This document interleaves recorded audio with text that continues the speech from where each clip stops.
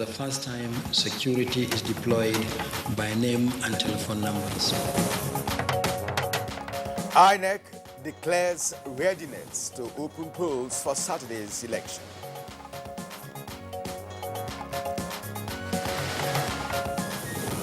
National Union of Road Transport Workers begins implementation of fare slash for traveling voters.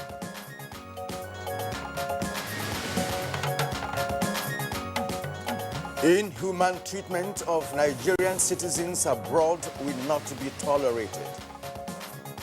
Be rest assured that the Buhari administration will deal thoroughly with every case on its own merit.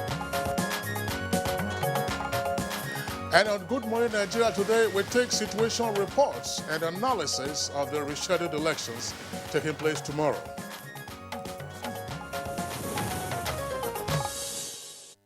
It's election eve for the rescheduled presidential and national assembly elections, and across the nation, INEC and other interest groups, especially the civil society and indeed Nigerians, are putting finishing touches to the historic event.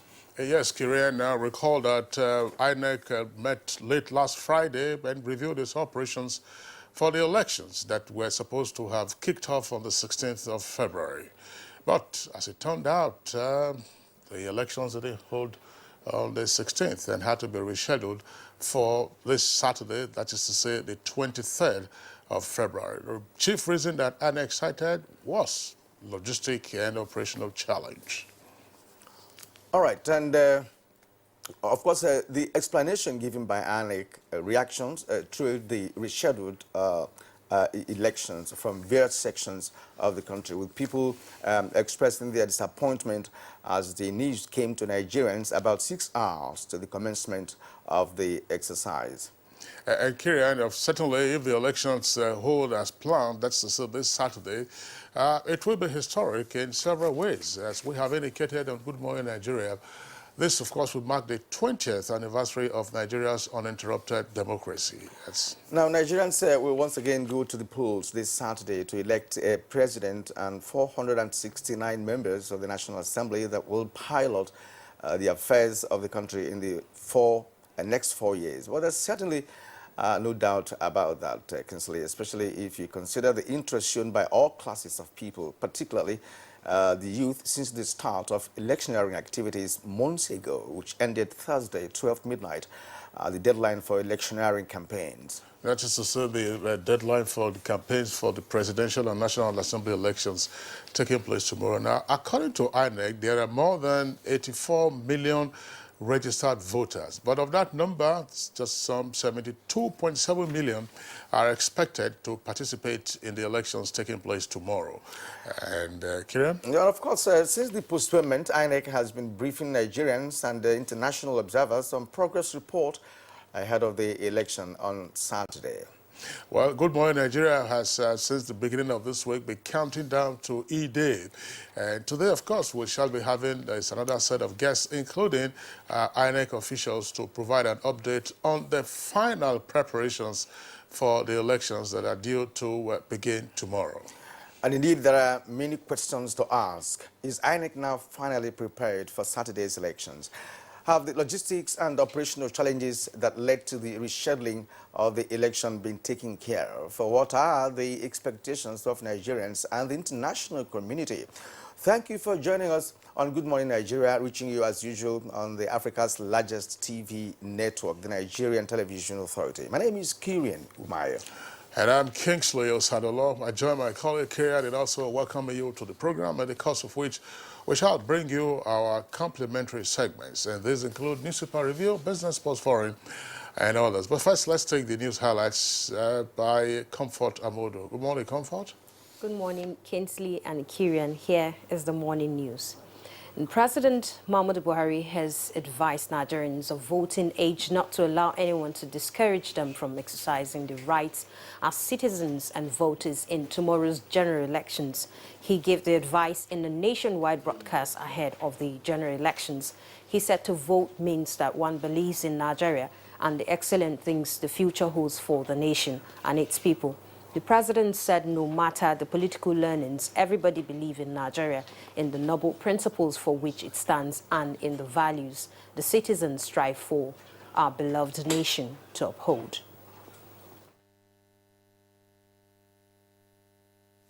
As you are present, I hereby ask all Nigerians with voting cards to participate in defining the future of our nation by exercising your democratic rights tomorrow. I urge you to go out and vote. I say this because elections are the cornerstone of representative governance, and voting constitutes the highest and best expression of the sovereign will of the people to choose the government that best represents them.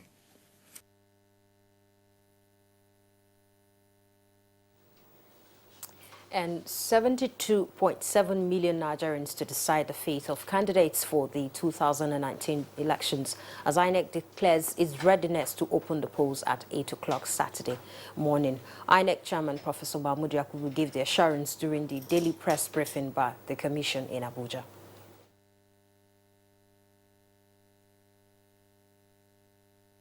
What is very interesting about the 2019 general elections in relation to security deployment is that for the first time, security is deployed by name and telephone numbers. 19 states are fully deployed to the local governments. All other states will complete deployment today.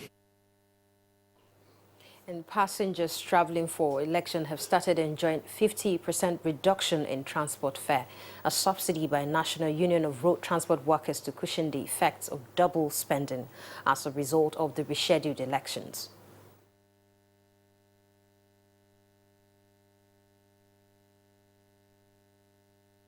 The president of the union collected the voters card and confirmed that it is being registered in Kano and I'm going for voting in Kano. I'm paying 1,500 naira. As against how much? As against 3,000. I pay 2,050 naira, 2,550 naira. As against how much? 4,550. Oh, where are you? Because of the election, so I want to vote. Okay. Do you have your PVC? Yeah, it's with me. Meanwhile, the Federal Road Safety Corps has deployed 19,000 personnel to parts of the country in preparation for the general election starting this Saturday. The Corps Marshal Boboyi Oyemi confirmed this at a media briefing on the level of the Corps preparedness.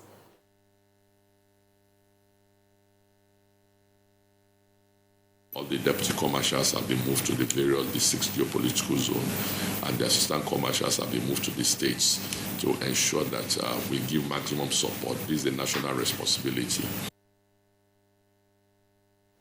Welfare of INEC ad hoc staff security arrangements and the need to shun all forms of political violence and thuggery at any level were top on the agenda of the Election Analysis Center's briefing ahead of the rescheduled elections.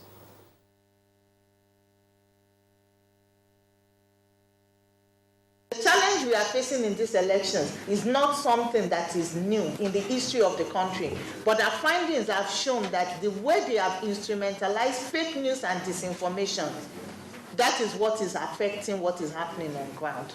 We have to point out also that there is some element of worry nationwide about whether elections will hold or not, particularly as we consider the enormous amount of tax before the Electoral Commission. Nonetheless, we believe and we hope that the INEC will be able to conduct a hitch-free elections on election day.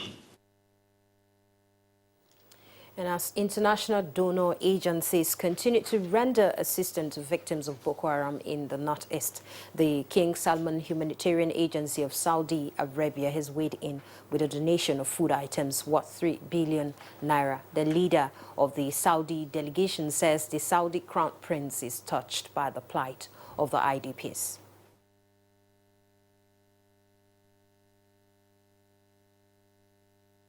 The two countries have continued to collaborate in various areas of mutual benefit and interest, including military relationship. We are one country, one brother. All Nigerian people, one brother. I want to put it on record that the support from the King Salman Humanitarian and Relief Organization will inshallah be judiciously utilized for the common good of our people. Now, inhuman treatment of Nigerian citizens abroad will not be tolerated by the Nigerian government. The senior special assistant to the president on diaspora matters, Becau Erewa, stated this while briefing the media in response to the recent deportation of some Nigerians from Ghana. Thorough investigations are going on.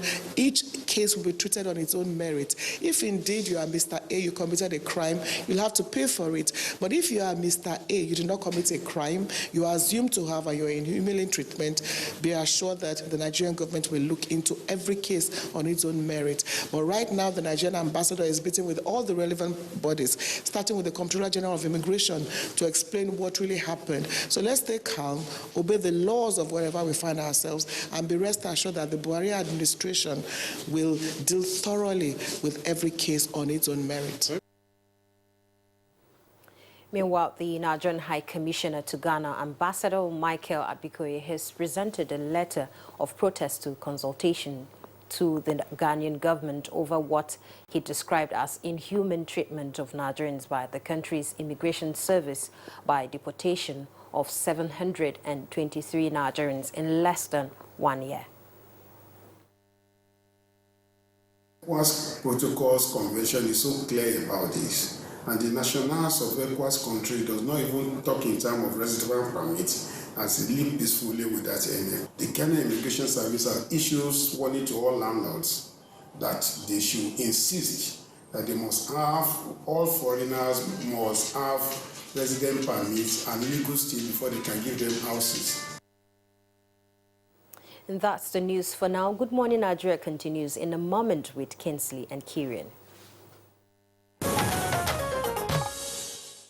You're watching Good Morning Nigeria on the NTA network service. Now let's turn to business. Key industry players advocate policy change to revitalize textile industry in Nigeria. Let's now join Kunle Adeyeye for details. As at 2015, the world market for textiles made from organically grown cotton was worth over $5 billion. Out of this figure, Nigeria's textile industry in 2016 was estimated to worth over 4.7 billion naira. Disturbing is the amount of textiles imported and smuggled into the country, which is estimated at $1.2 billion annually. To address these challenges, the Bankers Committee at its last meeting have advocated the need for policy change and a new framework to give birth to growth of the local textile industries so as to boost internally generated revenue and address issues of bottlenecks in access to finance for developing micro, small and medium enterprises. The committee says modalities have been put in place to protect this caliber of businesses in the country so as to create the incentives for talented Nigerians going into entrepreneurships. Obviously, there is need for some policy changes and framework if you want the local textile industry to start again. In another development, the Nigeria Customs Service says it will step up its fight against smuggling this year to improve on its revenue generation. Comptroller General of the Nigeria Customs Service, Amid Ali, emphasized that the service is on course to check the activities of smugglers, having received support from the federal government. One of our biggest challenges with regards to raising revenue is smuggling. If we can reduce smuggling to the barest minimum, I bet you that our revenue will skyrocket. So we are going to redouble our effort in fighting smuggling this year. And turning to the capital market, where investors on the fourth day of the week approached stocks with caution. It led to a slowdown in activities to see markets all-share index depreciate by 0.14% to close at 32,568.5 basis points.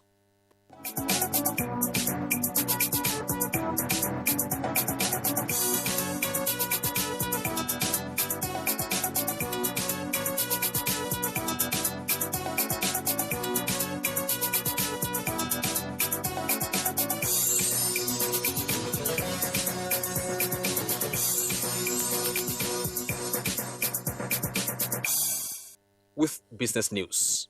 I'm Kunle Adeyeye.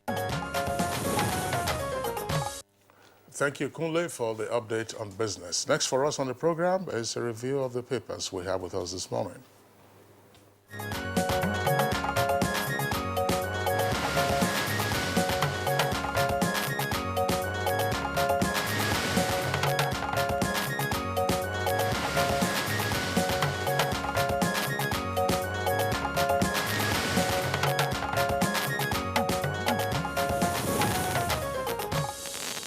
And we're glad to have Bayo Atoyebi here in the studio for a review of the newspapers on an election eve. Bayo, good morning and welcome. Good morning, Kiran. Good morning, Kinsley. Good morning, Nigeria. Nigerians are set for election tomorrow. Exactly, and let's see what the papers are saying. We have, Kinsley, we have 4 newspapers here. Yeah, that's right. I have the new Telegraph as well as Daily Sun. All right, the Nigerian Pilot here and the Daily Trust. Okay. All right. Let's begin with you, Kira. Well, I mean, the lead stories on the front pages of the papers are all focused on the elections. Let me just take those stories on the front page of the Daily Sun, beginning with the earpiece. That's one beside the nameplate. Controversy trails appeal court ruling on Zamfara APC candidates. That's page 4. That's a running story. 24 hours to elections. That's the kicker for the lead. I've no reason to quit, says Yakubu. Yakubu, of course, is the INEC chairman. Now, there are 2 riders as Buhari Atiku fight for 73 million votes tomorrow, actually 72.7 million votes tomorrow. Gawan, Joda, Kolade, Anya, and others caution INEC and politicians. These are senior citizens. Gawan, former head of state, at Joda, one of the super palmsecs of the past, Christopher Kolade, and Anya, senior citizens. And right below the photographs there, you have, we must have faith in INEC. That's according to President Buhari, and promises security for voters. Details can be found on page 40. Many injured, and vehicles destroyed as PDP APC members clash in Kano. And I've not resigned, says Oshibajo. Details can be found on page 8. All right, let's turn to the Nigerian Pilot this morning. And below the nameplate, we have Amnesty Office keeps mum over multi-billion-naira vocational center looting. It's on page 12 of the Nigerian Pilot. And then beside that story, we have 5 dead, scores injured as Kwankwaso Jibrin supporters clash in Kano. Page 7 captured details of that. Now the lead story, 72 million Nigerians or thereabouts to decide Buhari Atiku's fate. That's INEC with 4 riders. Says 11.3 million uncollected PVCs in CBN's vault. Now that election materials have been fully deployed. In seats commission doing the needful to deliver on its mandate. I am not under pressure to resign. That's Yakubu, the INEC chairman. Now below the photograph there, we have some other striking stories here. News of my resignation, fake, says Shebajo. That's below the photograph. Just below the photograph. Yes, news of my resignation, fake, says Shimbajo. It's on page 10. Another story is there at the bottom of the Nigerian Pilot. INEC says it stands on court rulings on Rivers Zamfara APC crisis. On page 5. Buhari, EFCC alert Nigerians on circulation of fake dollars. And Buhari asks historians to document 16 years of PDP's mismanagement. Can PDP demand convincing explanations on alleged 130 Kajuru killings? That's on page 6. Again, federal government closes borders. It gives visa-free waiver to foreign observers. It's on page 13. Let's now turn to Bayo for further analysis.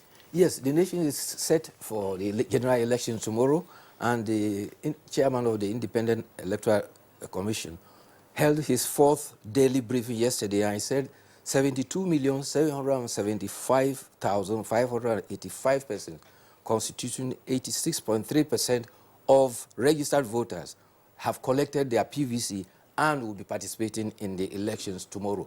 However, 11,228,582 PVCs are to be kept in the vaults of the central bank. Those are the PVCs that were not collected. INEC gave an update on his preparation. He said, as at time of his briefing, he said 19 states had been deployed. And by end of yesterday, all states are required to have been deployed, except Bayelsa. Bayelsa will be deploying from Yenegua this morning. And he says also that registration catchment at all local governments, that is 774 local governments around the country, and area councils are all to be operational by 9 a.m. today. There will be 119,973 polling units. So all political parties have your agents at all polling units. At the end of the election, collect all the polling units results, tally it, and you have a transparent result of the election and await for INEC's confirmation. Meanwhile, the INEC chairman also indicated that no resident electoral commissioner has been deployed. He also asserted that all electoral materials are safe. There will be a stamp behind every ballot paper on election day with the signature and date of the electoral officer. NYC members who are serving their nation as ad hoc staff will be provided mattresses from the NYC camps as well as security to protect them. Foreign observers who have been in the country, the Nigerian Immigration Service is facilitating their re-entry visas. Foreigners are not undermining the electoral process, and INEC has asserted is independent. INEC does not envisage another cancellation of the polls, and he said INEC had obeyed the Supreme Court judgment on Rivers, while the commission position on Zamfara remains unchanged. However, if you hear there is editorial that says there is confusion about Zamfara, there was a court of appeal, Abuja division yesterday, that also overturned the decision of the Federal High Court of Abuja that had upheld INEC's position. Nobody is sure now what INEC position will be, whether it will change from that court decision. Meanwhile, the INEC chairman was asked whether he will resign, and he said, I see no reason to contemplate resignation. We have a job to do for our country. My job is purely based on patriotism and love for the country. So the nation is set for elections tomorrow. Kieran, just before we go, there was a writer from the late story of Daily Sun, which I read a while ago. It says, I have no reason to quit. That's Yakubu, Daily Sun. The writer is Gawan, Joda, Kolade, Anya, and others caution INEC and politicians. The story is on page 9 in greater detail. I just to take some excerpts, from what the senior citizens wrote. By the way, the statement was endorsed by the following persons: Alhaji Ahmed Joda, Professor Akim Mabagunje, Dr. Christopher Kolade, and Shingo Wigwe, Professor George Obiozo, Alhaji Mohammed Hayatuddin, Professor Joe Iruku, Professor Anyam, Alhaji Ahmed Yayale, Chief Folake Sholanke, and Chief Frank Okoiso, as well as Chief Philip Asiodu and Reverend Ladi Thompson. Now, this is part of what they wrote. No matter how dimmed the eyesight of the elders are, our ears can still hear the pitiful cry of our great and great-grandchildren braving desert treks and other equally hazardous routes to escape the pain that Nigerian life has become. So this is certainly not business as usual, and the trauma of the civil war we survived should be a warning flag across all spheres of leadership as we soak in all the attendant factors, including the toxic political culture of the present hour and the predatory tonality of the ongoing election processes, magnified by the fact that the country is still reeling from the shock of postponed elections. It has become imperative that we must speak up as elders. Yeah, he also advises, the president said that it is incumbent upon the president to take the charge, that's after the election, to articulate and implement a long-term vision which will make Nigeria a prosperous and globally competitive economy by 2040. Yes, specifically even enjoy INEC must conduct a free, fair, and credible election. Parties and candidates must conduct must be civil with restraint in words and in deeds and up to, during, and after the election. Said contending parties must regulate their behavior and the conduct of their followers. Participants are urged to accept final results. They even went to the extent of prescribing the conduct that should be after the elections. And in all, they said, all good persons of all tribes, tongue, and creed to be calm and to work for the future of our nation. He says, let us march forward after a dark night, believing that dawn is a promise of God, the Almighty.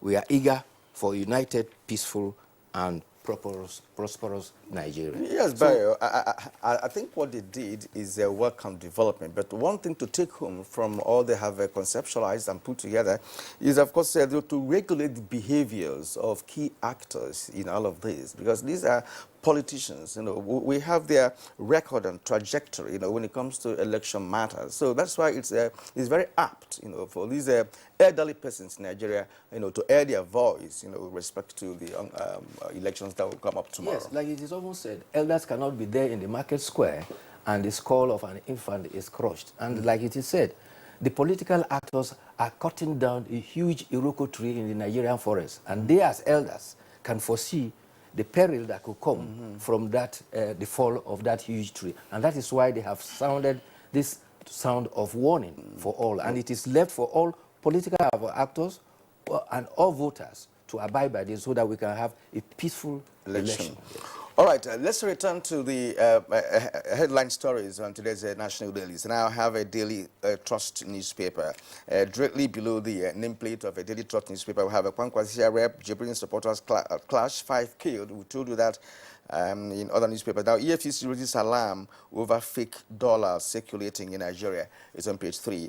Gabal, Nigeria's dirty money blacklist strange. It's on page 17. And now the lead story on the Daily Trust says, as Nigeria decides tomorrow, Lagos, Kano, Kaduna, Katsina, Rivers lead in voter numbers. Exercise your democratic rights, Buhari tells Nigerians. So of course, if you go a little down on Daily Trust front page, you see a statistical display of the percentage of PVCs collected in different states of Nigeria. If you have the time to go through them, you'll be able to appreciate the percentage and the differentials, you know, with respect to the states that have collected, the people that have collected their PVCs in different states of Nigeria. And below that, of course, we have other stories like just at the bottom of the Daily Trust, we have Appeal Court clears for our APC candidates. It's on page 4. U.S. closes missions in Abuja, Lagos for polls. Page 5. I can't remember my earnings as Chief of Army Staff, says Bamai, on page 10. Kinsley. All right. For the New Telegraph, the lead story is also on politics as well, of course, focusing on the number of registered voters who didn't collect their PVCs, together with the infographics there, state by state. But let's go above the nameplate of the New Telegraph. It says Nigerians spent 3.15 trillion naira on airtime in 2018, and you can see the monthly spend there. That's they're talking their money away in 2018. That's 3.15 trillion naira in 2018. That's for last year. I think the highest month would appear to be the month of December. Merry Christmas and Happy New Year. 283.7 billion naira. That's what Nigerians spent on airtime, totaling 3.15 trillion naira in 2018. Federal government realized 298.01 billion naira VAT in the last quarter of 2018. That's what is also there on page 3. And below the nameplate, you have 3 headlines. Court orders Okocha's arrest over tax evasion. That's J.J. Okocha. That details can be found on page 37. That matter is subject. Polls. Police will deal with ballot box snatchers. That's according to the Acting Inspector General of Police. Oshibajo's campaign train attacked in Kwara. That's page 3. And below the illustration of the number of uncollected PVCs, you also have the story coming out of Kano. Bayo, yes. Kano should be on the watch list, by the way, seriously, for tomorrow. In fact, yesterday, Vice President Professor Yemi Oshibajo was on a door-to-door campaign in Kwara and in an area called Isale Aluko. His convoy was shot at. In fact, some persons were said to have been injured. And that is the danger signal now. If you go back, the police, they have reported violence in the last days of the campaign in Anambra, in a place they call Ena Alumona, Nsuka. An AP supporter was killed. That's in Enugu, Alumona? Yes. In Nsuka, yeah. In Kwara, the campaign trail of Senator Lola Ashuru was attacked. 1 person was killed and several others were injured. Thugs, a thug is supposed to be a violent criminal, and politicians are still using thugs. Leadership has identified some flashpoints in Ebonyi. They include Ikwo, Izi, Onitsha, Ishelu, Ohauku, Ohuazala, and Afipo. In Kano, followers of Senator Rabi Musa Kwankwaso clashed yesterday with Honorable Abdulmumin Jibrin in Bebeji. 5 persons were killed, several houses were burned, and several vehicles were burned. Kwankwashia movement and Gwandujia followers have been waging war at each other's posters in Kano. Other areas of concern that the police must take keen interest in are Lagos, Oyo, Ogun, Kano, Benue, Kwara, Kaduna, Bauchi, Rivers, and Zamfara. Meanwhile, the police says that all policemen on election duties have been warned against indulging themselves before, during, and after election. DIG Amin Chibaraya, who is in charge of 7 states in Northwest, said police officers must abide by the ethics of their profession. Their role is to provide an enabling environment for voters to vote and return to their homes. He said specifically, we don't expect any incident of thuggery because thuggery is a crime and police are ready to arrest and deal with any such persons or group.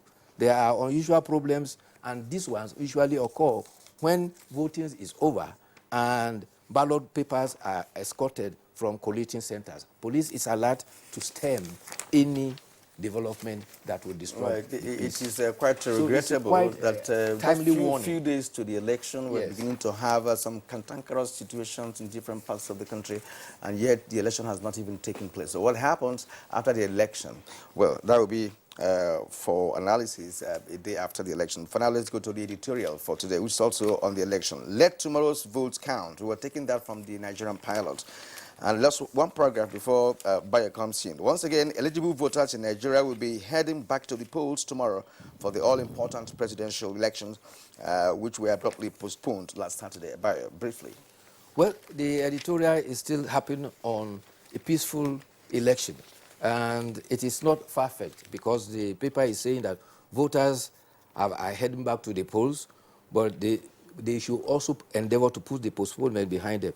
They say, God forbid if there is another postponement, but they say the reason for the previous postponement was certainly the uncoordinated activities of political actors. They say election is about our unity, it is about our democracy, and people should go there and think about the future of our children and ensure that every vote that is cast counts, and everybody should conduct themselves civilly.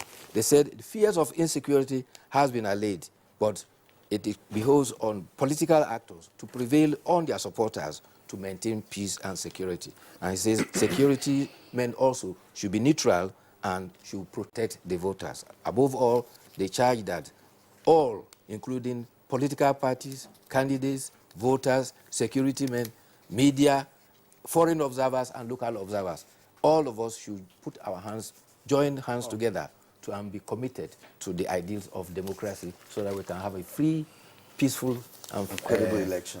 Credible election. All right, Bayer, at this point, we'd like to thank you for your analysis today. We are going to see you again on Monday after the election. Perhaps, well, if it's Kingsley, you know, if all goes well, then by Monday we should be able to have the results. But by Monday, the result will start coming in. In fact, I can almost guess that the result that will start trickling in are the states with the least population of voters. Ekiti, Bayelsa, and then up the ladder. At least if you look at the list of the small states with the least population, you have Ekiti, 666,000, Bayelsa, 769,000, FCT, 1,226,000, Kwara, 1.1 million, Yobe, 1.2. The big ones are Lagos, 5.5 million, Kano, 4.6, Kaduna, 3.7, Katsina, 3.1, and the Rivers 2.8. Those are the ones that will stray maybe to Tuesday and Wednesday. What we should expect, I mean, if all goes well, let's put that if now. If all goes well, if all goes well tomorrow. No, if all goes well tomorrow, By this time next week, we're sure that all the results should be in. And by this time next week, you will be hearing defection from one party to another. You know, because everybody will tell you that, no, they want to align with the federal, depending on the outcome of the election. So that will be something that we have to watch out for. Bound, absolutely, Bayo. So, Kirian. Yeah, Bayo, well, see you on Monday. All right, it was still on Good Morning Nigeria, and of course, we'll take a break now. When we return, we'll go to the issues for conversation for today's edition of the program. Stay with us. All right, welcome back. And it's still Good Morning Nigeria, live on the network service of Africa's largest television network, the Nigerian Television Authority. As we indicated today, we're taking situation reports with regard to the elections coming up tomorrow, plus analysis and matters arising from the seat reports. Now, let's take this first report from the Federal Capital Territory on the deployment of materials for the elections. And the report is put together by correspondent Ifeoma Ojinta.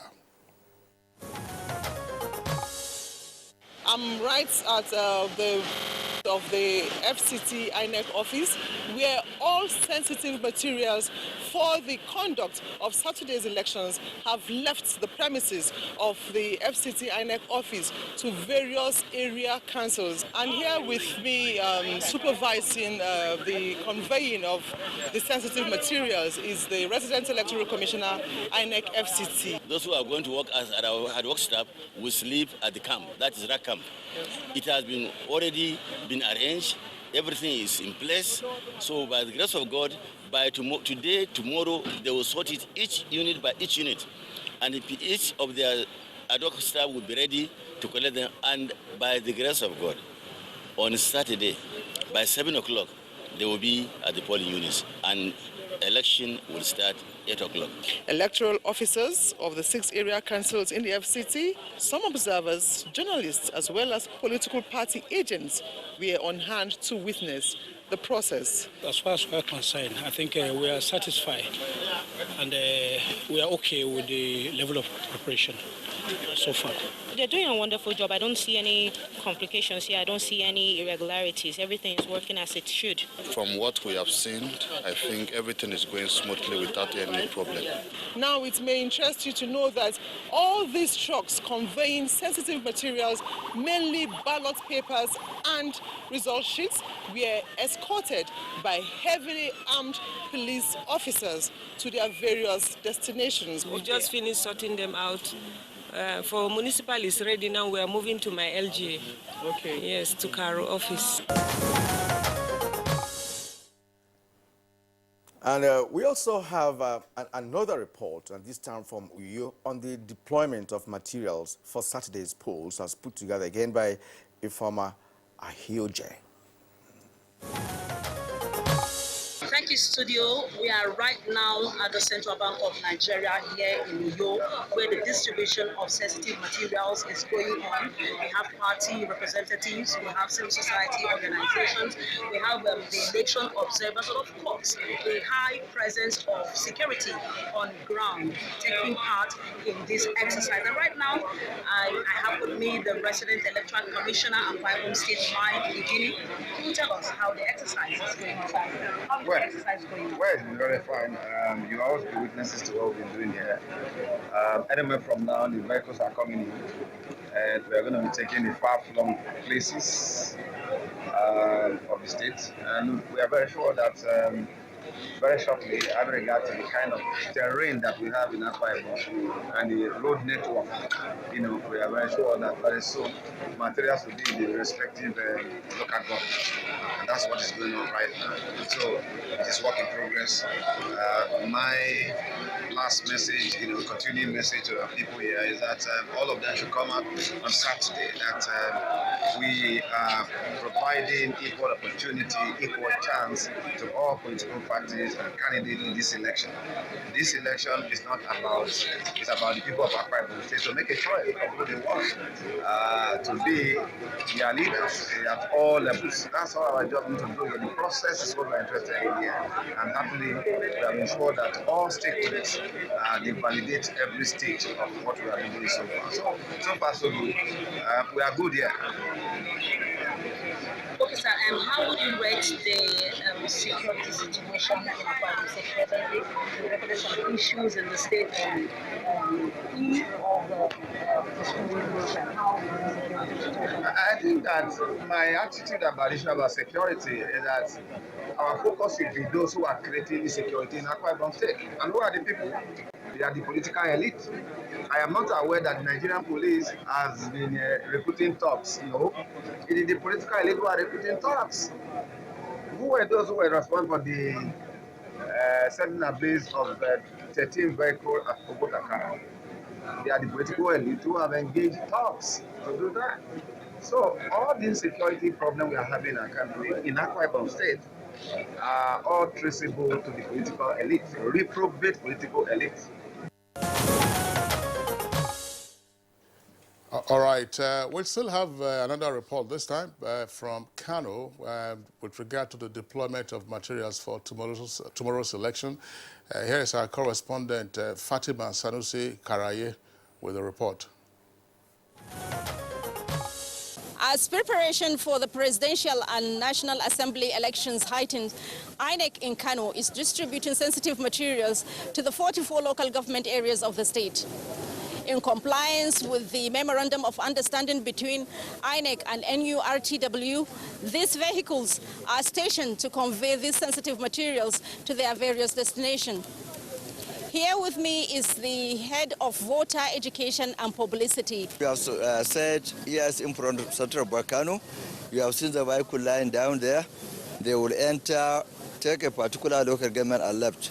So far, we have distributed these materials to the far local government areas of the state, like Dogwa, Rogo, Babija, and the rest. So I assure you, before the end of today, all the sensitive material will reach their local government areas. This is the Independent National Electoral Commission Kano office, and behind me are some of the security agents and election materials being moved into different locations across the state.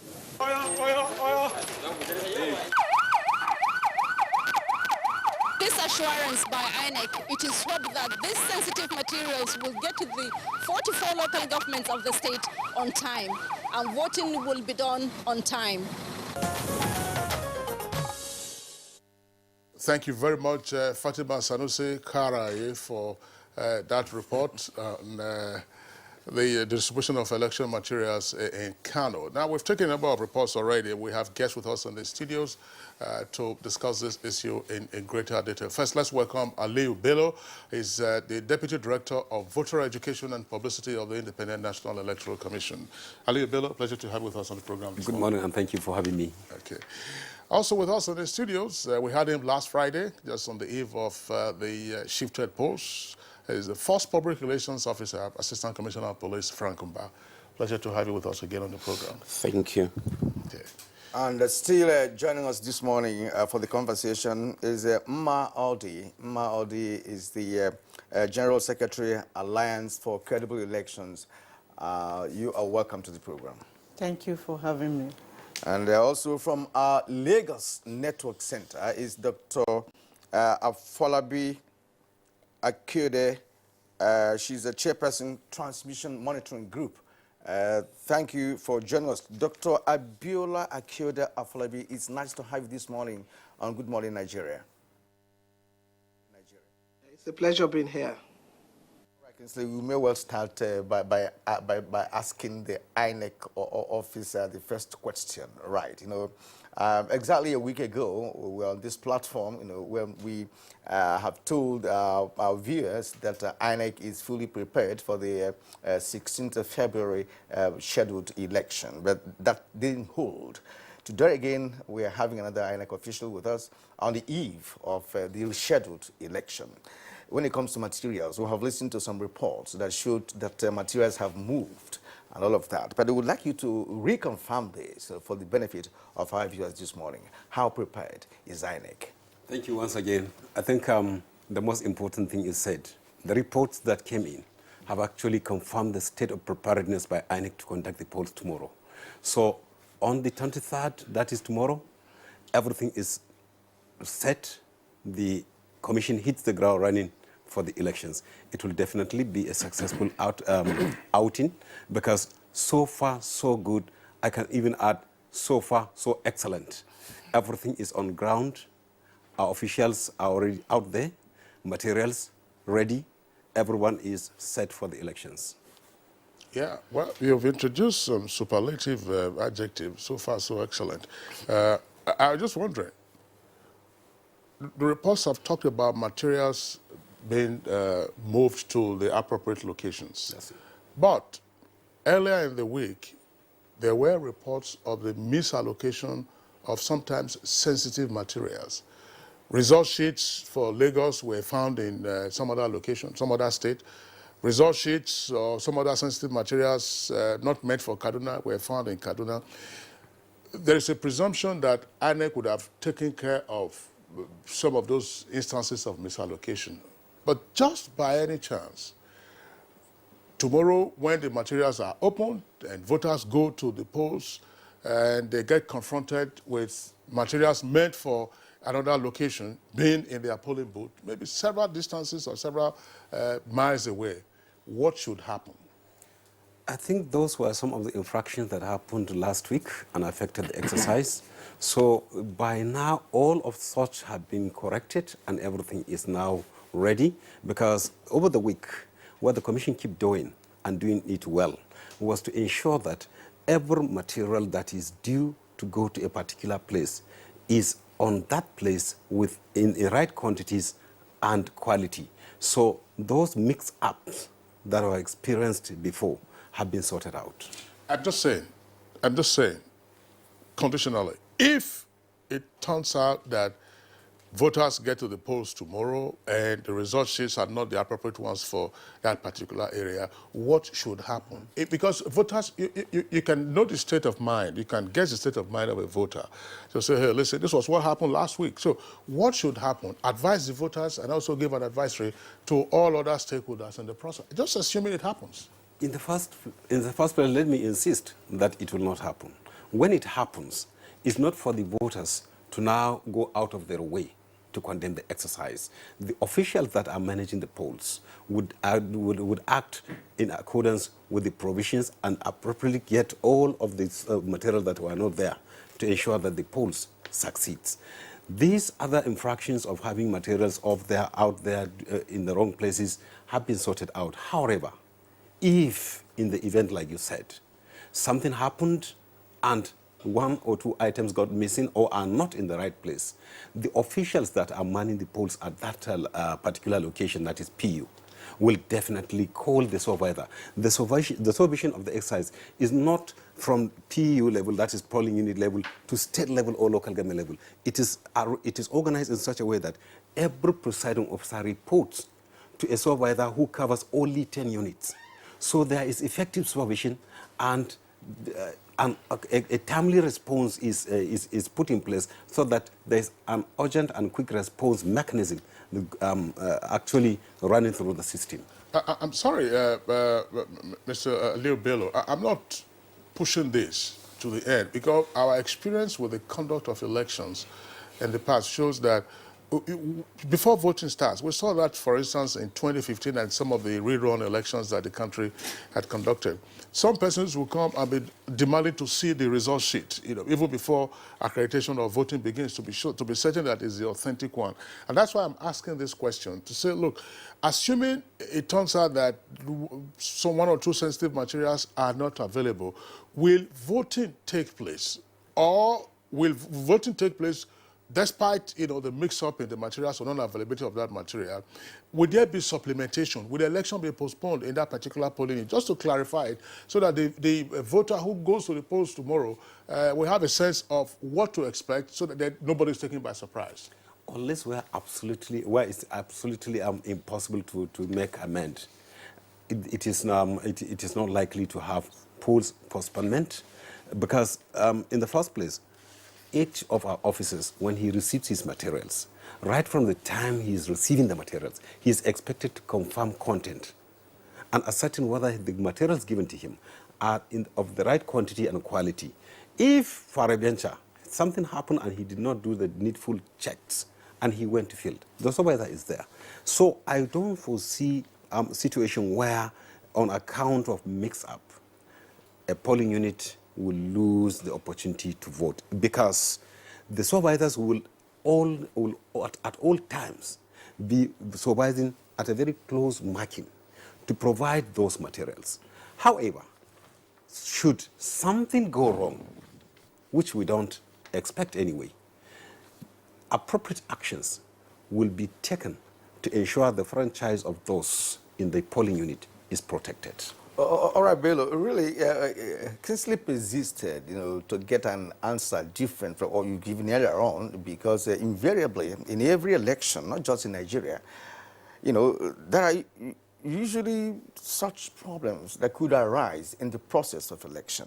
First, it happened in the first trial, which failed last week. And this time around, we're envisaging that there's the possibility of such mix-ups. So that's why he wanted to know, what will you do? We know that usually we have rescheduled elections if there are such issues arising on election day. But we'll return to you for further clarification on that. But what you said that is very pertinent is the fact that you have effective supervision and you have a timely response to any discrepancies that may arise in the course of the election. So we will return to you. But now let's go to ACP Frank Mbao. In our reports, I hope you watched some of our reports this morning on the news segment of this program, where we recorded cantankerous situations in some states, Kano, for instance, where supporters of two parties had been fighting, deaths recorded, vehicles burnt down. The same story also occurred in Kwara State. That means that many states are volatile. Now, and the police is leading other security agencies that are deployed for this particular election. What is your strategy? Because already we can see a sign of a disruption of the election. What is the strategy? I think we should not proceed on a very pessimistic tone. I don't agree with you. There are signs of disruption, but of course there are challenges. Policing worldwide is predicated on prevention of crimes, and when your prevention strategy for any reason fails, then you fall back on detection of crimes. And that's exactly what we've done, and that's exactly what we're doing here. Fundamentally, our deployment strategies are designed to ensure that all forms of electoral offenses, including thuggery, violence, ballot snatching, hate speeches, and all kind of impersonation and the rest of them are tamed. However, where for any reason the prevention strategy fails and a crime is eventually committed or crimes are committed, we switch over to the next core duty or to the next core function, which is investigation, detection, apprehension, and prosecution of offenders. And that is fundamentally what is obtainable globally. You can call it international best practice if you want. And so, unfortunately, policing is like, it's analogous to the role of a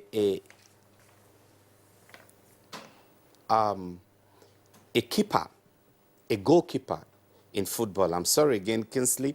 I am throwing you back into football. No matter how good a keeper is, he keeps a clean slate, or in a big match, he has stopped 10 big shots. And then, for one reason or the other, one or two goals go in. What happened is that for the casual observer, the observer quickly forgets how many goals this wonderful keeper, this dutiful, diligent, and hard-working keeper has actually prevented from going in. And the focus turns instantly to the one or two goals that went in. And that's exactly what's happening here. I'm sorry, Excuse me. I know, just while you're on this, so I don't bring you back to it. Emmanuel Okala was Nigeria's top goalkeeper, and he was also keeping for Enugu Rangers. In 1978, he conceded 3 goals against Benden Insurance in the FA Cup of that year, just for historical purposes. Please continue. Those were offside And Kingsley, you remember that Emmanuel is so celebrated. Absolutely. He's one of the best keeper we ever had. Yeah. He In led Africa. Enugu Rangers to so many glorious outings, nationally, continentally. Okay. And that's the way I want us to look at this. If you look at how big and how large Nigeria is, you know how many states we've been able to maintain and kept intact from all forms of crisis and violence and crimes, and the number of crimes and criminalities we've been able to prevent and keep in check, you will appreciate us and understand that these cases that you've reported are also receiving adequate attention. And one thing I want to assure you and assure Nigerians is that the leadership of the police under IGP Mohammed Abubakar Adamu will not tolerate any form of impunity. Where we, for any reason, either pre or post-election violence we are not able to prevent them, if you go ahead and commit them, we will follow you up, we ensure you are arrested, we ensure you're investigated, and we ensure that you're diligently prosecuted. To be frank, but I'd like us to be more specific this time around, because we're not even talking about just a pre or post, during, because tomorrow is the election day. And just 48 hours before the election day, we have had situations. VP's campaign train in Kwara State yesterday was attacked. So what gave such people the temerity to attack a VP's convoy? That means, of course, something has been planned. Now, we also talk about Kwankwasia Group versus Jubrin Group in Kano. People were killed. So now, if such happens tomorrow, that's why I'm asking about strategy for tomorrow, because, you cannot rule out the possibility of such things repeating itself on election day. For us, tomorrow is like the 0 hour.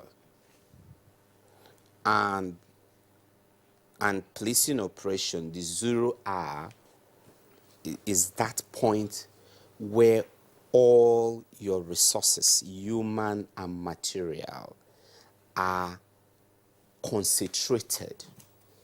And so, because of the concentration of your forces and the show of force on ground, you're able to reduce minimally, if not totally eliminate the chances of criminals taking up crimes or committing crimes at that point in time. Tomorrow is going to be different. And the good thing here is that we have fully deployed our men. For us, nothing has changed fundamentally, because the deployment we did last week, we retained them. We never called back our personnel, and they've been on ground from last week till now. The advantage of that is that for personnel on interstate deployment, they've had the additional advantage of understuding their environment. They have additional advantage of having known their locality. We call that local knowledge in policing palace. They have that advantage of also having settled down physically, emotionally. They've made friends. They've been able to develop contact and sources of intelligence. They've settled down even to the feeding pattern and sleeping pattern. And so they are even better prepared to actually deliver on their fundamental goals. So for us, nothing has changed in terms of our focus, in terms of our mandate, and in terms of our commitment to irrevocably providing a level playing field, a safe and conducive atmosphere for a credible and free election. All right, SCP Franco, thank you very much. Now, last week, on the eve of the shifted polls, there was a restriction on movement from 6 a.m. to 6 p.m.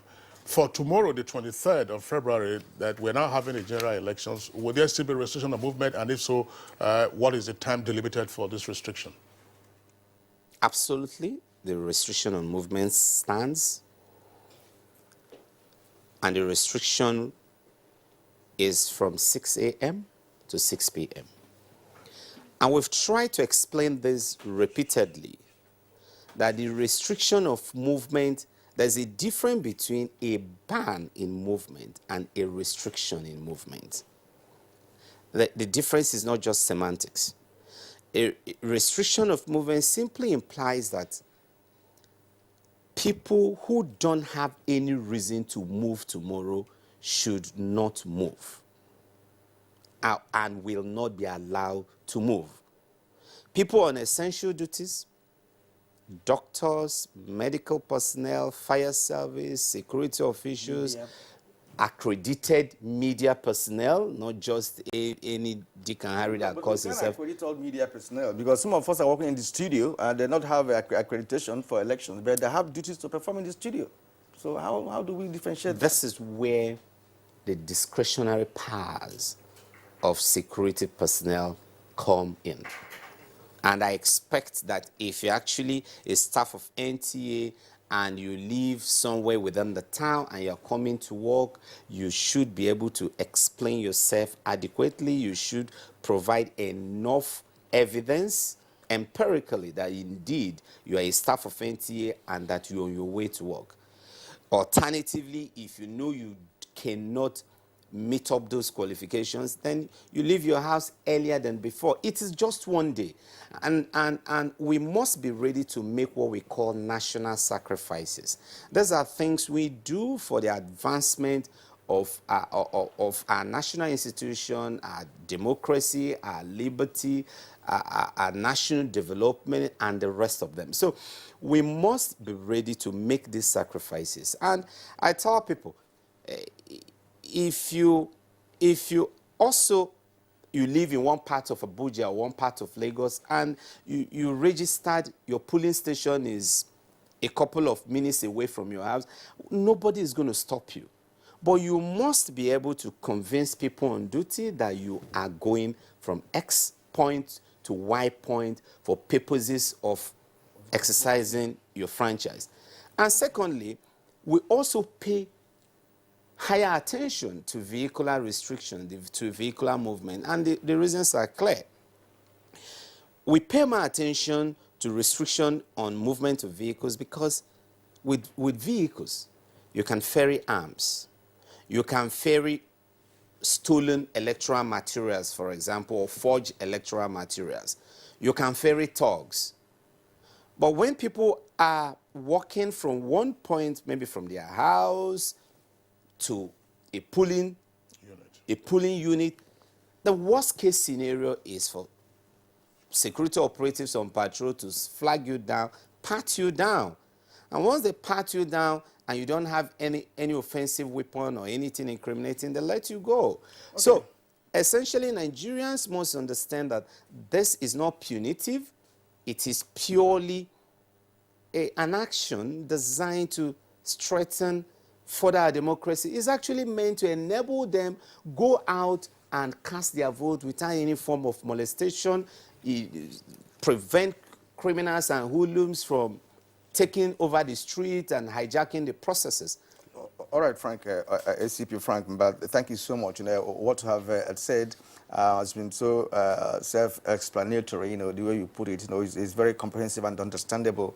At this point, let's turn to the election observers. And I'd like to begin with Mma Aldi, who is the General Secretary of Alliance for Credible Elections in Nigeria. You've listened to Bello here of the INEC, and of course, ACP Frank Mba, with respect to tomorrow's election. What's your own assessment?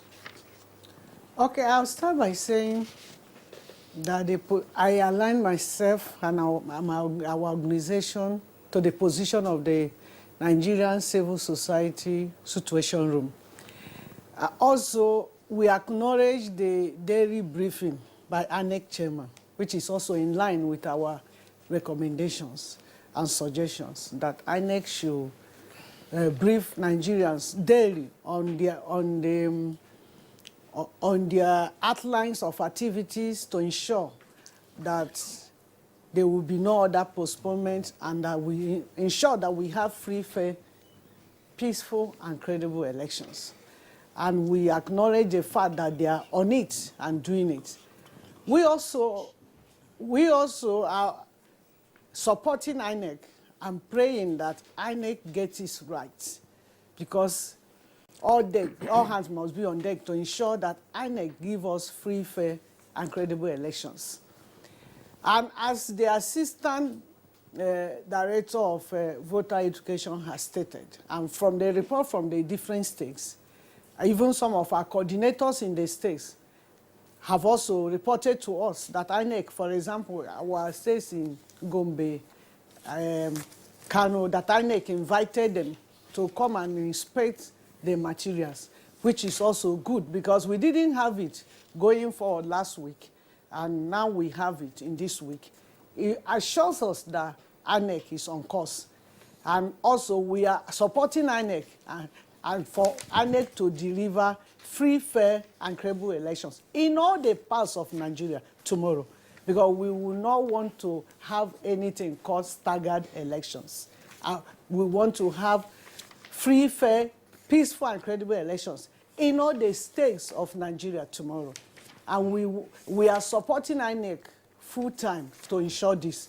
We are part of the process for free, fair, and credible process, and also elections. And also, it's also heartwarming to hear ASP talking about the strategies and the mechanism to ensure peaceful elections. Now we have had killings. Since this week, 5 people were killed in Cross River. People were killed in Ebonyi State. People have been killed in Kwara, in Delta, in Kano.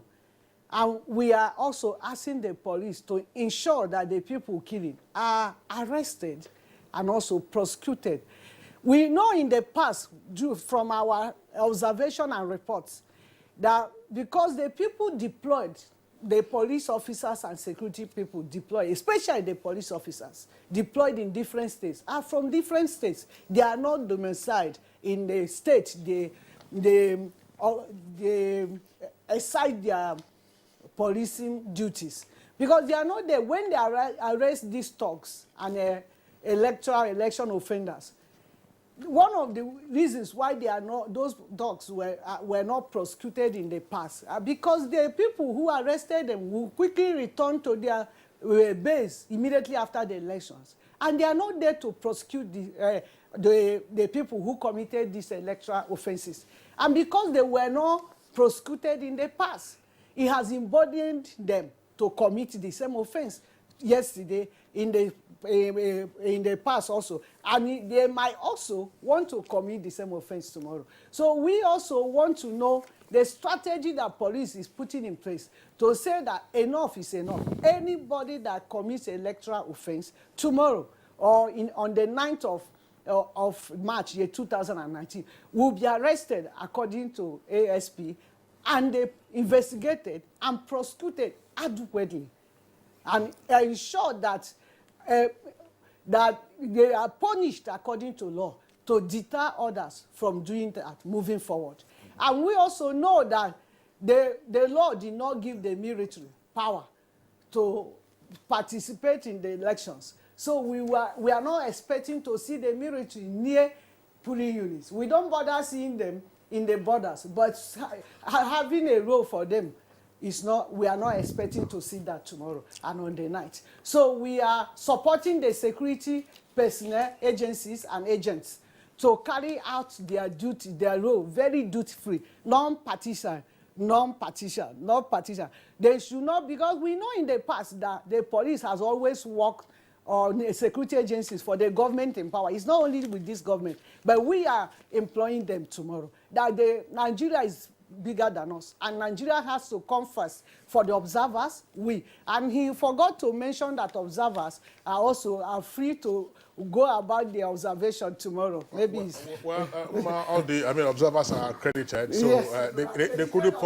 They couldn't possibly be observing the elections in the comfort of their private lounges. Well, thanks a lot. Let's pause you in the meantime. And Assistant Commissioner of Police, Frank Mbabo, was smiling each time you refer to him as ASP. That will be several rungs below his current rank. No, that's okay. I think it's noted. It's noted. Let's go over to Lagos Network Center, where we have kept Dr. Abiola Afolabi Akiode on hold. Of course, she's a regular on Good Morning Nigeria, and she's of the Transition Monitoring Group. Dr. Afolabi Akiode, now, again, just to back up a bit, the chief reason for the rescheduling of the elections had to do with logistic and operational challenges. And all week, attention has been on those key issues, how to overcome the logistic and operational challenges that the election management body encountered in the course of kicking off the polls last week. We are getting assurances now that all is well. Bello here says that they're good to go. Now, from your veteran position as an election observer, as a monitor of the electoral process, what else should be of concern to us as we approach the 0 hour?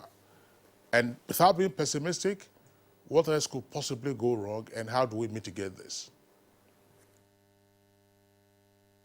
I think, given what my colleague Maudi had said, observers too, since last Saturday, after the cancellation, we have also ensured that we've been observing and monitoring the processes.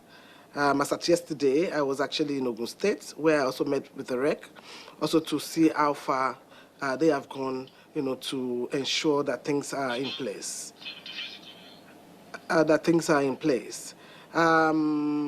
Having said that, there are issues that are pre-election logistic issues, and there are also issues that could be logistical on the day of elections. And I think it's important for us to put both issues in context.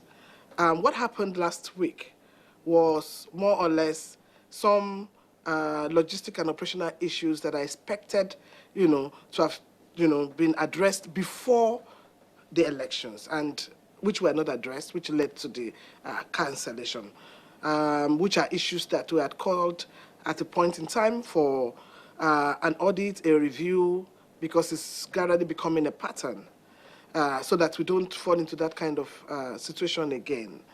And be that as it may, that has gone. But there are also some unforeseeable circumstances that you find on election day that oftentimes are also, they allude to them as issues of logistics. For example, the transportation that has been arranged, to bring ballot papers and personnel, to election, to the polling units, don't show up or don't arrive on time, or on their way to the polling units have one problem or the other, So there are also some other kind of logistical problems like that.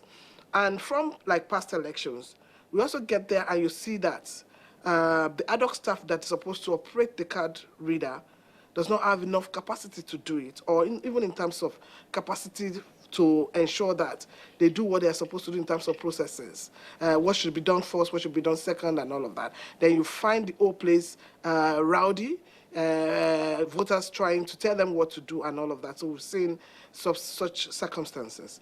But one of the things that had come from the off-season elections, which I think it's an innovation from INEC, they now have people who go around from polling unit to polling unit, who are appointed monitors by INEC, who can come also and try to resolve some minor logistical problems that can occur at the polling unit. So we do expect that, there will be a lot of that around, because if you look at what has happened in the last 1 week, any small or minor logistical problem could eat up the polity. So we're expecting that INEC had assured us once again, and we believe them, that things will go well on Saturday. And we could also see the writings on the wall in terms of some of the things that they have done. We have observers across the 36 states of the Federation, plus FCT. And we have also been taking reports from them to observe what have been going on in different states to see whether INEC actually is ready, for the elections. And from what we are getting from them, we are quite encouraged that we are moving close, to it. Now, it looks to me also that in terms of security, there's also been a lot of information out there, and I want to also give kudos to police. I think we have also used that 1 week to build on issues that we have not done enough, as a country before last Saturday.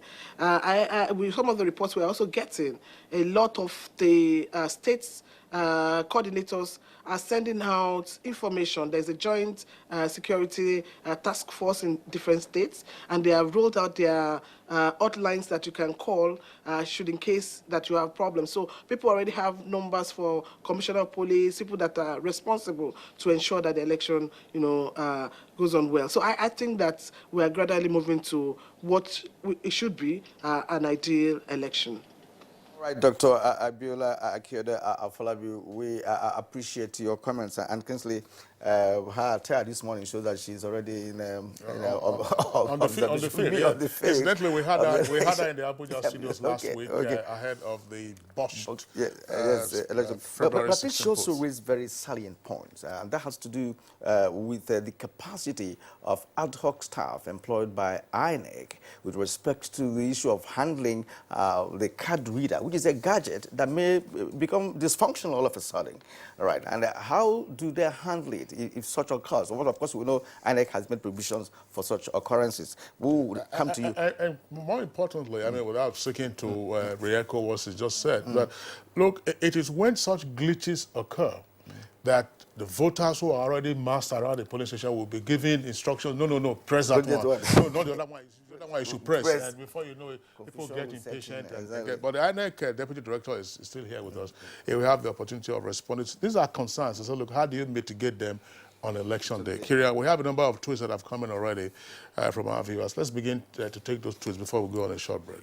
Okay, now Law Alpha C says that we pray that INEC redeems its image by tidying up all that are required to conduct the elections and prove detractors wrong at last. The security agencies should complement the efforts of the present administration to ensure free, fair, and peaceful elections by being neutral. Festus Akimboyewa said, INEC chairman has assured Nigerians that Saturday's election will hold if an act of God doesn't intervene. I urge INEC to make the voting easier on Saturday by ensuring that materials get to the polling units early so that voting can commence. Now, Mike Ayakwo says, every disappointment, they say, is a blessing. Let what happened last Saturday be a big blessing to Nigeria in terms of a free and fair elections never witnessed in our history. God will do it for us. Fellow Nigerians, let's go out and vote candidates of our choice. Our votes count.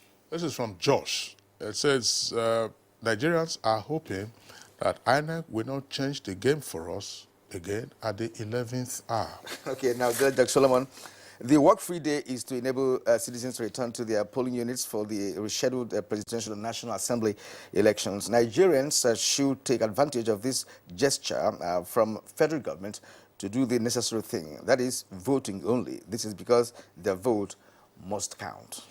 Sani Michael Omakoji, we hope that after midnight today, INEC would not make another announcement. That would be devastating and discouraging.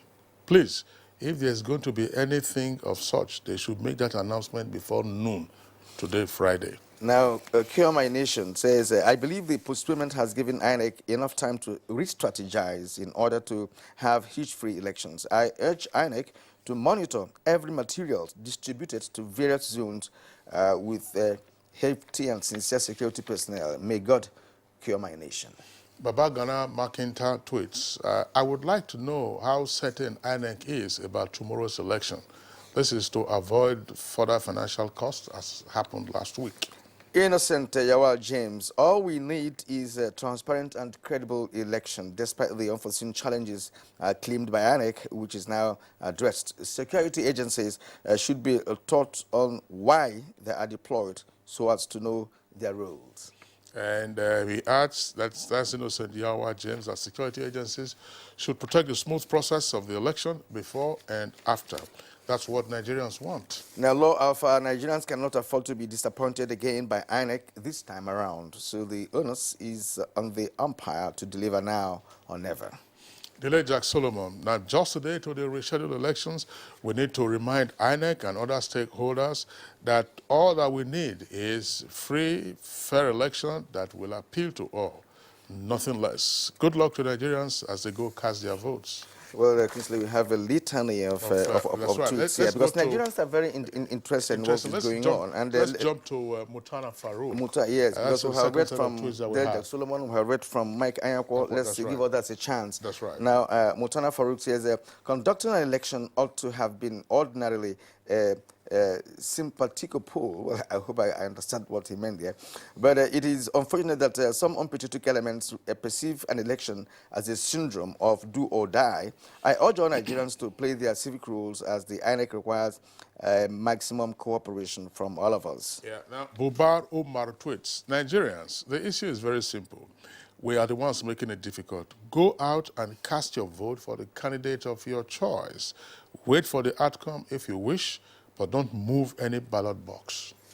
Okay. Now, Mustafa Bukar Kolo, he says, most of the masses, the masses don't know that it is only through voting or participating that you would have a say or change in the government. And voting is almost a mandatory action for each and every citizen of a country. God bless our beloved country. Shakiru tweets, mistakes do not repeat themselves from one who has sincerity of purpose and who has previously admitted and apologized for his mistakes. We must agree with INEC's preparedness and we should go out and vote. Now, Ilya John Bobai, from the reports, I just hope and pray that elections will not commence late in the various polling units due to late arrival of sensitive materials and non-sensitive ones as well. May God bless the federal government, Federal Republic of Nigeria. Mohammed Mustafa, everything is going smoothly as we are seeing this morning. That's from our reports with regards to the distribution of materials so far. I think we have also read from Mustafa Abubakar Kolo. That's right, Kirian. So those are the tweets that we'll take in the meantime. We will take a short break now. When we return, of course, we'll still have our guests in Lagos and 3 of them with us here in the Abuja studios. That will be after this break. All right, welcome back. It's still Good Morning Nigeria on the network service of the NTA. Now, let's return to our guests in the Abuja studios. Just before we bring in the INEC Deputy Director in charge of Voter Education and Publicity, I'd like ACP Frank Uba, who is Force Public Relations Officer, to speak again to a question that I asked last week. You recall, we're talking about the presence of fake security officers on duty. Let's say in this case, policemen. Those who would procure uniforms, and ordinarily they are not policemen.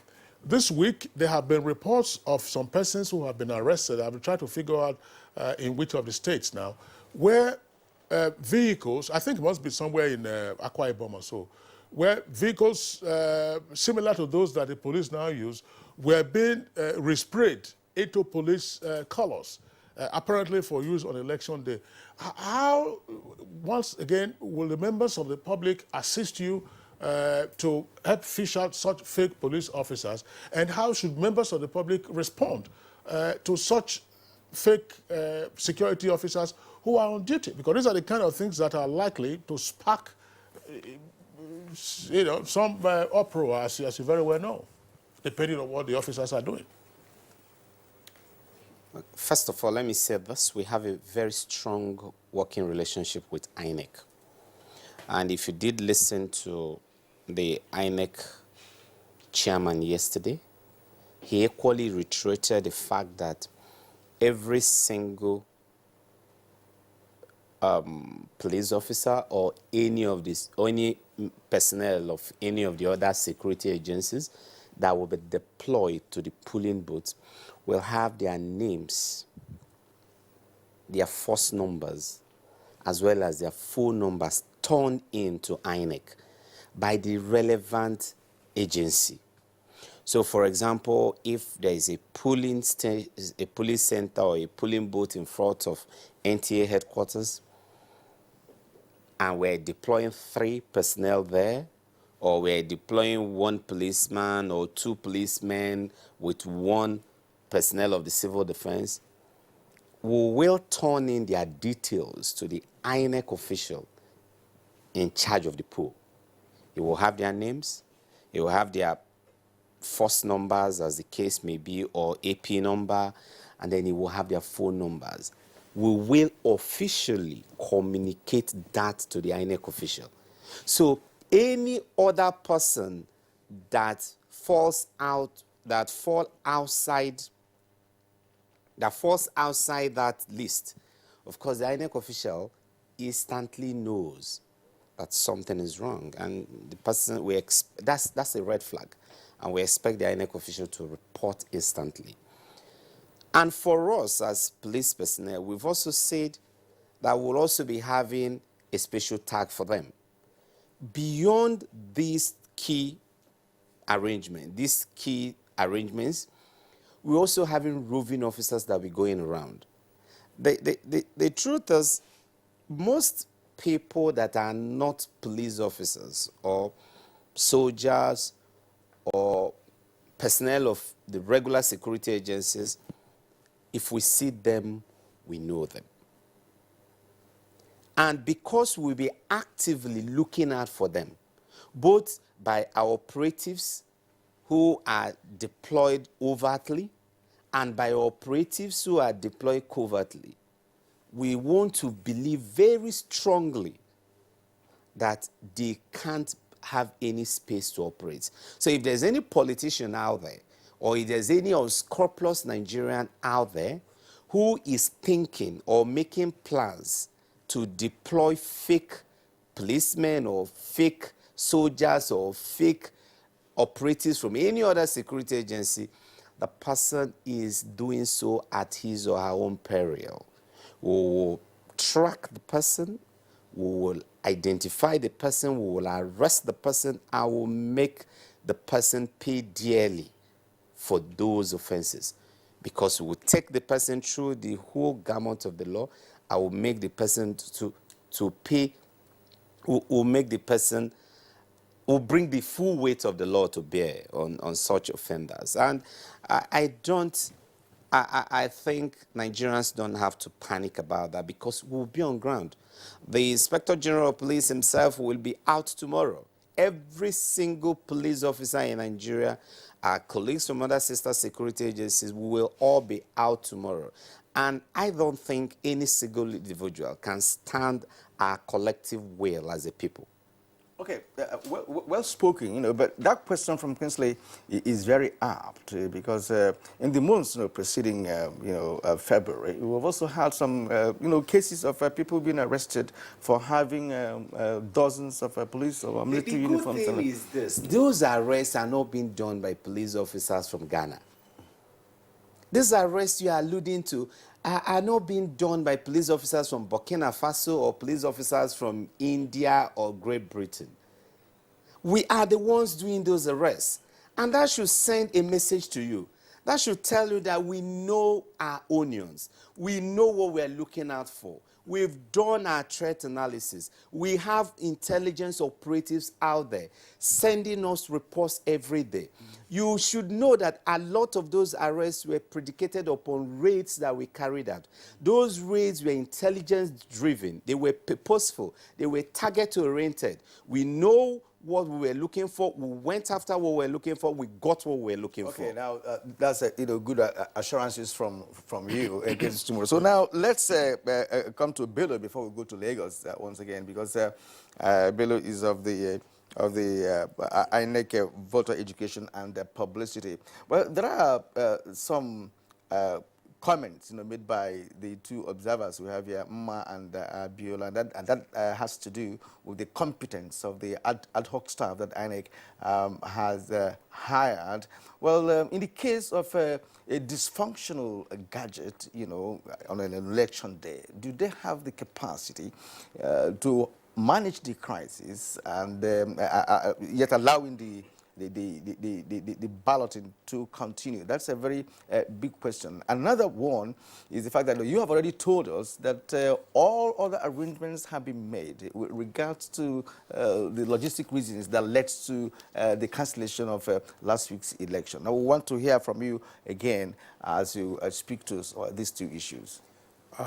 Let me first of all start with the issue of card reader and remind our audience that within this 1 week, having trained all our ad hoc staff for the election that did not hold on the 16th, a key activity that was part of the activities laid out for this week was the retraining of this ad hoc staff.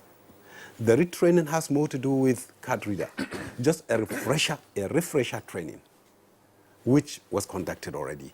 Another thing is, should card reader fail to work, and if for any reason we are not able to replace it before 2 p.m., if that election in that polling unit will be postponed till the following day. So there are adequate measures to guarantee that polls happen as scheduled and on schedule. So it is not an issue of our personnel don't have the capacity. They do. They have been trained. And it's not just any person that turn up for training that we recruit. It is after due selection. The selection process was rigorous. You train them. You now test them. And you select the ones that you found competent for the jobs. That's how they were trained. And remember also, most all of those that are to man the polls in the capacity of presiding officers are NYSC personnel, meaning they have had the prerequisite knowledge of how to operate a smart card reader, which is the key thing for this election. I don't foresee any lapse at the moment, but should something arise within the day, the monitoring system on ground, the supervisory system put in place by INEC, and the collaboration within the system will definitely flag off all errors or all issues for immediate remedy. Okay, Aliu Bello, thank you very much. Let's go very quickly to Lagos. Dr. Abiola Akiode Afolabi, I'm sure you'll listen to the reassurances by the first public relations officer with regard to what the security agencies will be doing, and the police, of course, is the lead agency in providing security for the elections. But we do know, as part of the lead up to the elections, that there are a few states that should be on the watch. I mean, we're talking about Kano, Kaduna, Rivers, Zamfara, Ogun, Imo, Anambra, Ebonyi, Kwara. I mean, for all kinds of reasons. We have seen in the last few days, for instance, persons massing around the INEC office in Port Harcourt, which is in Rivers. From your perspective, what more would you like to see the security agencies do in some of these states that have named? Well, I think that we have gotten a lot of assurances from security agents, INEC, and I'm sure Nigerians are going to also hold them accountable to it. We expect them to be very neutral, and also because there's a perception, particularly coming from Osun election, which was the last off-season election, that the security agents are not neutral. So this is an opportunity for them to redeem that image that they're actually, in the real sense, neutral, and they are not in any way political, and they are not getting the bidding from anybody in government. So there are lots of expectation from them, because the kind of peace that we are looking at is something that they can help in terms of ensuring that we have, as Nigerians, they are already trained, they know what to do to ensure that they also help in terms of preventing and also arresting when there is a problem. One of my own major concerns is that for off-season election, it might be easy to bring 22,000 police and security personnel, to watch the elections. But with the one happening with in 36 states plus the FCT, it might actually be a huge burden, on security agents. And that's why I think that one of the things that we need to do, and which we have all been doing, before the election, is try to talk more about prevention, so that it doesn't happen. Yes, it's already, we could see and that's also the benefits of the research and analysis that are taking place before the election, so that it will help in terms of concentrating in some places where we think are places that we may likely have some problems. And we could see some of them, and we can also see, what has been happening even within the last 1 week. But one other thing which I also want to hinge upon is also that the political gladiators or political elites should try as much as possible not to eat up the polity. They have the followers, and they know it's the instruction that they give to the followers that the followers, follow. So they should try as much as possible to understand that the country is very fragile, and there are a lot of things happening, around, and it's quite heated up. So they have a responsibility, to call their followers to order. And of course, for police and other security agents, it's like Boy Scouts. We must be prepared. So let everyone just be ready so that nothing happens, because it's important for us as Nigerians to move into this election, without any problem. So we need that assurance, we need that confidence, from the security agents, from INEC itself, so that the current INEC chair should be is a man of history, and so tomorrow should actually really further affirm him as a man of history, so that election, comes clean, clear, without any form of insinuation, or that can affect the perception of people about what we all know. What are the principle of credible elections? It must be inclusive. So we don't want to have an election whereby, like what we saw in some off-season elections, where people were prevented even from getting to the place where they are going to vote. By implication, what that will do is to disenfranchise as many people as possible. We don't want to have an election that is not transparent, that people don't know what the processes are. There are rules of the game. When you get to an election space, there are things you expect INEC to inform the people. We hope that they will be able to go through all those processes so that the election can come out transparent, inclusive, in a manner that can be adjudged as credible. The whole world is looking at us, so it's important for us to ensure that we do what is right to make this election a history for us as a country. Yeah, well spoken, Dr. Abiola Akeode Afalabi. We appreciate your contribution this morning on Good Morning Nigeria, and we thank you for doing so. We earlier observed that you're already in election mood. We know you're going to be very active tomorrow. We will likely see you again next week for further analysis on the post-step election. Thank you indeed for being part of us this morning. Yeah, Maudi, let's get your final comments as we conclude this program. All right, just make it brief. You've listened to every comment made now, including that of Dr. Abiola. What's your take? Okay, my parting comment is that our hopes are very high and we have so much confidence in INEC that they will do the talking. They have told us that they are ready now, and we believe them that they are going to give us free, fair, and credible elections. And also, we have high hopes in the area of the security agencies, especially the police. There is new man in the saddle now, and they have told us that they are out to ensure peaceful elections, and we are believing them. But we just want to ask to pray for them, and also to ask them to ensure that what they have told us is what is on ground tomorrow and on the night. We also asking all the stakeholders, especially political parties and candidates, to put Nigeria first. All right. And also the voters, it is your constitutional right to go and vote. We have begged you enough. We are telling you, you are not doing anybody a favor. If you do not vote, you have given away your rights. That's the only way you can participate in governance. General Secretary, Alliance for Credible Elections, would like to thank you very much for your contribution to our discussion this morning. Lastly, and very briefly, Aliyu Bello, Deputy Director, Publicity, INEC, who has a right to be present at the vote collation center? All of those that are accredited to be, including the observer groups the media, in addition to the main actors, which are the voters and the poll officials. Okay, Kingsley. Vote Collation Center, party agents. Party agents and the collation officers.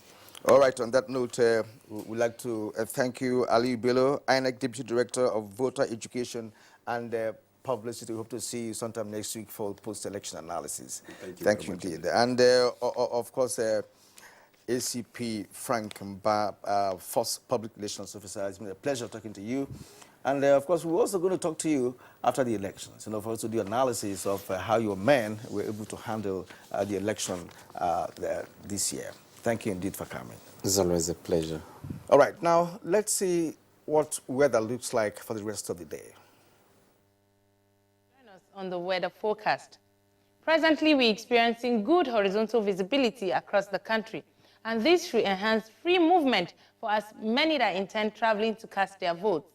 And to the weather forecast, increased cloudiness is expected over the coastal region, with partly cloudy skies over the inland areas of the south and parts of Lokoja, Ilorin, and Makurdi axis, while the northern and central region should be sunny and hazy throughout the forecast period.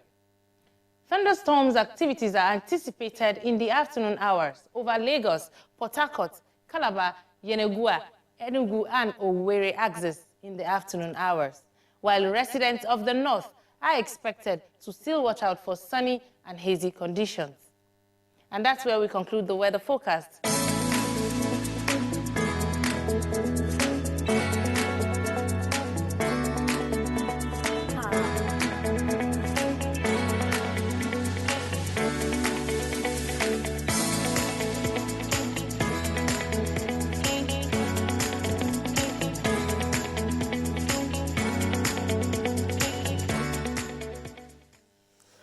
Well, and that's Good Morning Nigeria for today, on the eve of 2019 general elections in Nigeria. We'll see you again on Monday.